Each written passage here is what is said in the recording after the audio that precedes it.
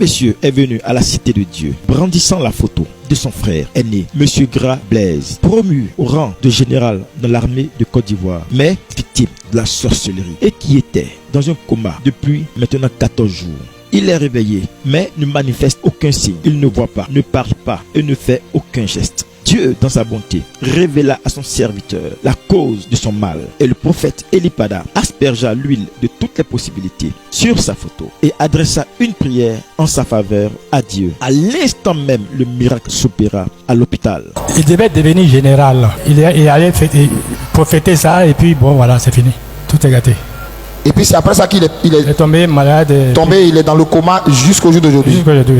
Il est aussi à CHU actuellement. Au CHU de Cocody. Je peux donner un peu de révélation. On ne s'est jamais parlé, vous et moi. Hein? Non. Maintenant, moi, je vais te relater la vie de ton frère. Le monsieur qui est là, c'est un complot qui l'a frappé, qui l'a mis à terre. Et dans le complot, ils sont 7. Il se trouve qu'il était avec une femme au moment où il débutait à peine dans l'armée. C'est pas ça? C'est pas ça? C'est vrai.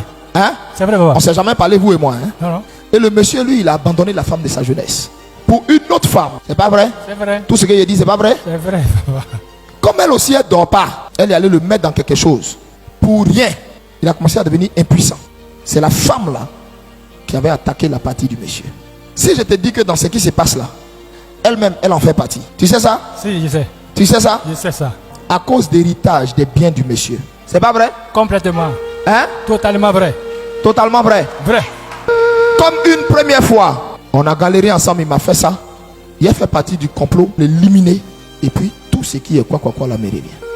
Voilà ce qui est le problème du monsieur. Et je vais être honnête avec toi. À temps normal, il est fini comme ça. Dans le sort qu'on lui a lancé là, le sang est monté dans son cerveau. Je vais maintenant prier pour cet homme. Seigneur, au nom de Jésus, je prie que le péché de cet homme soit pardonné, Seigneur. Fais-lui grâce maintenant. Général Blaise, c'est le sang de Jésus-Christ qui pardonne tous les péchés qui t'ont touché. Tu retrouves l'usage de la parole, tu retrouves ta conscience dans le nom de Jésus. Qui est à côté de lui actuellement? C'est la famille, ses enfants. Non, actuellement, qui est à côté de lui? C'est mes soeurs et ses enfants. Appelle-les maintenant, parce que je suis en train de il y a quelque chose qui est en train de se passer maintenant.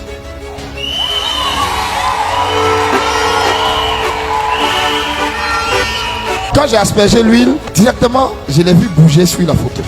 On dit quoi? Ça va vrai. Vrai. Qu'est-ce qui va vrai? Ok. Il répond. Il répond? Il répond. Il est en train de répondre. Est-ce que tu peux te lever pour acclamer le Seigneur? Ce n'est pas moi. Monsieur Gras Blaise retrouva sa conscience et l'usage de sa voix. À la cité de Dieu, la distance n'est pas une barrière, car Marc 9, 23 dit: tout est possible à celui qui croit. Viens prendre ton miracle. Impossible n'est pas docteur Jésus. Non, ce n'est pas moi. Non, ce n'est pas moi.